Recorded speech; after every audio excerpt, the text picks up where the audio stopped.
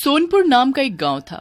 इस गांव में वैसे तो सब अच्छा था और सारे लोग हंसी खुशी रहते थे, लेकिन बस एक ही समस्या थी।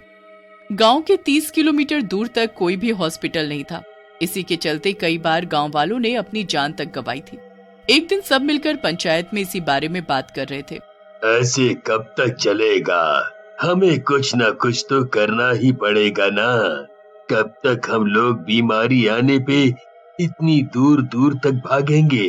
अरे हमें अपने गांव में एक हॉस्पिटल बनवाना ही पड़ेगा, वरना लोगों का जीना ऐसे ही मुश्किल होता रहेगा।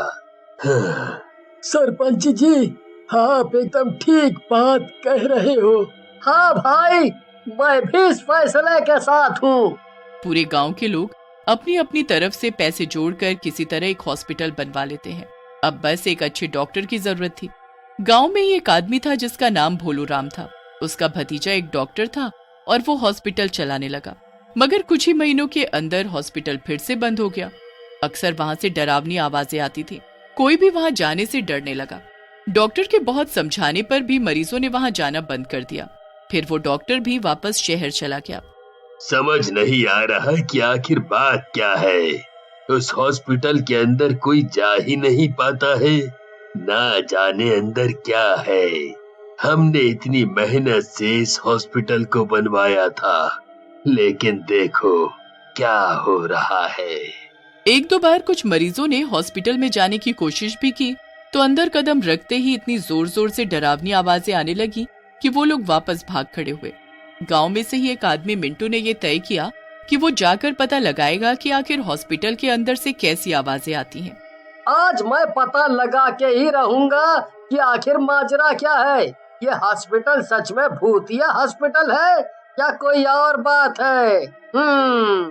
इतना बोलकर मिंटू आधी रात को हॉस्पिटल के अंदर घुस गया। उसके अंदर घुसते ही अजीब अजीब सी आवाजें आने लगी। अरे भैया, ये कैसी आवाजें हैं? लौट चलूं क्या? अरे नहीं नहीं, ऐसे कैसे? अब यहाँ तक आया हूँ तो सच का पता लगा के ही जाऊंगा। हाँ। मिंटू हिम्मत करके आगे बढ़ा।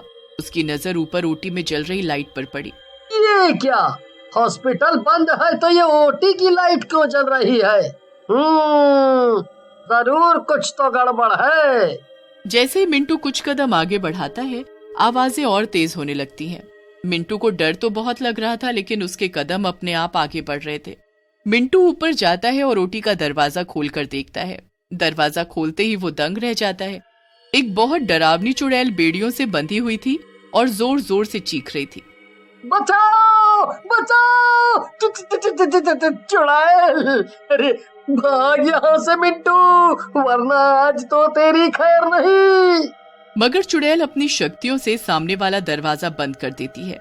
मिंटू की हालत डर के मारे खराब हो गई थी और वो हाथ जोड़कर चुड़ैल से कहता है, मुझे मत मारो, मुझे मत मारो। अरे मुझसे गलती हो गई, अब मैं दोबारा यहाँ कभी नहीं आऊंगा, मुझे जाने दो।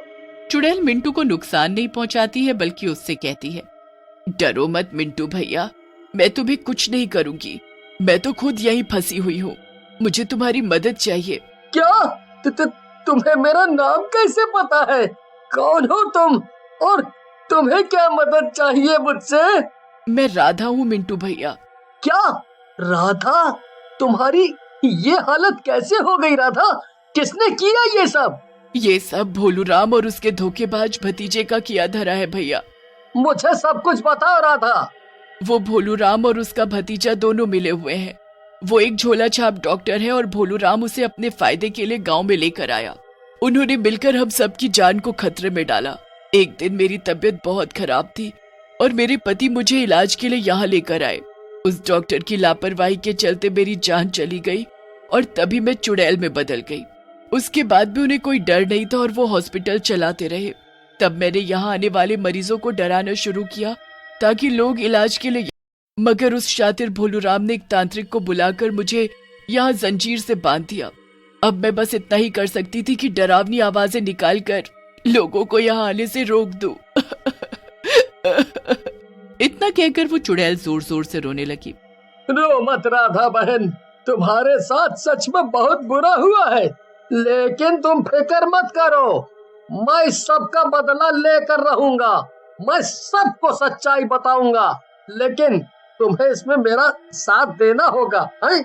फिर मिंटू चुड़ैल की जंजीर खोल देता है और उसे सारा प्लान समझाता है।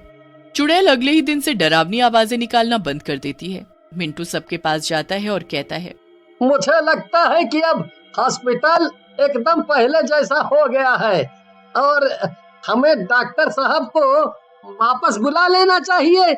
ऐसे हॉस्पिटल बंद रखने से सबको बड़ा नुकसान हो रहा है। हाँ हाँ, बिल्कुल ठीक कहा तुमने मिंटू। मैं तो कब से यही कह रहा हूँ।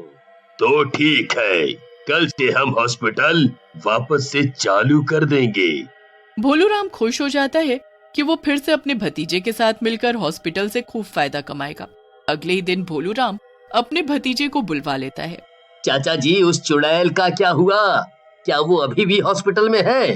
अरे नहीं नहीं, अब किसी को भी उसकी आवाज सुनाई नहीं देती। इसका मतलब है कि शायद उसे मुक्ति मिल गई होगी। तुम फिक्र मत करो, अब तुम आराम से अपना काम कर सकते हो। हॉस्पिटल इतने दिनों बाद चालू हुआ था तो सब हॉस्पिटल में इकट्ठा हुए। डॉक्टर और भोलूराम ओटी की तरफ गए, ये देखने की वो चुड़ैल अब भी वहां थी या नहीं, मगर वहां उन्हें कोई न दिखा। ये सोचकर दोनों ने गहरी सांस ली कि अब उन्हें चुड़ैल से कोई खतरा नहीं है। वो दोनों वापस वहीं आ गए जहां सब लोग थे। तभी डॉक्टर को अपने सामने चुड़ैल दिखाई देती है। चुड़ैल! अरे तू क्या बोल रहा है? अभी हमने देखा था ना कि चुड़ैल जा चुकी है। अरे कहीं नहीं गई है, वो देखो सामने खड़ी है, सामने। डॉक्टर डर के मारे भागने की कोशिश करता है, मगर चुड़ैल उसे हवा में उठाकर नीचे पटक देती है। भोलूराम की भी डर के मारे हालत खराब हो जाती है। चुड़ैल उसे भी गर्दन से पकड़कर उठा लेती है और दूर जमीन पर पटक देती है। ये क्या हो रहा है? हे भगवान, यहाँ तो सच में एक चुड़ैल है। ये चुड़ैल कोई और नहीं बल्कि राधा है सरपंच जी। क्या? ऐसा कैसे हो सकता है? चल नकली डॉक्टर, अपना सारा सच उगल, वरना मैं तुझे जान से मार दूंगी। डॉक्टर डर के मारे सब कुछ तोते की तरह बोलने लगता है। वो अपने किए हुए सारे गुनाह मान लेता है और ये भी बता देता है कि कैसे उसकी गलती की वजह से राधा की जान गई थी। मुझे माफ कर दो, प्लीज मुझे जाने दो, मुझे मत मारो। मेरी कोई गलती नहीं है, सारी गलती मेरे चाचा की थी। तेरी इतनी मजाल, तू मुझे फंसा रहा है? तूने भी तो खूब पैसे कमाए हैं नकली डॉक्टर बनके, हैं? और तो और इसकी जान भी तो तेरी ही वजह से गई थी ना कि मेरी। तुम दोनों ने अपने लालच के चलते कई लोगों का नुकसान किया है, लेकिन अब बारी तुम्हारी है। जब तक मैं तुम्हें खत्म नहीं करती, मेरी आत्मा को शांति नहीं मिलेगी। मैं चाहता था कि ये दोनों अपना गुनाह सबके सामने कबूल करें और राधा बहन की आत्मा को मुक्ति मिल सके। तुम्हें शर्म नहीं आई भोलूराम? अपने ही गांव के लोगों को बेवकूफ बनाते हुए।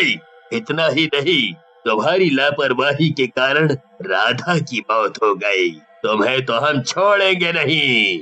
लेकिन कोई कुछ करता उसके पहले ही दोनों वहां से भागने लगे, मगर चुड़ैल ने दोनों को हवा में एक बार फिर से उठाया और तेजी से घुमाकर खिड़की के बाहर फेंक दिया। दोनों की तुरंत मौत हो गई। ये मेरा बदला था और अब ये इनकी मौत के साथ पूरा हुआ। अब मेरी आत्मा को मुक्ति मिल जाएगी। इतना कहकर चुड़ैल गायब हो जाती है और भूतिया हॉस्पिटल फिर से पहले की तरह अच्छे से चलने लगता है। इस बार सरपंच खुद जाकर शहर से बड़े डॉक्टर को लेकर आता है।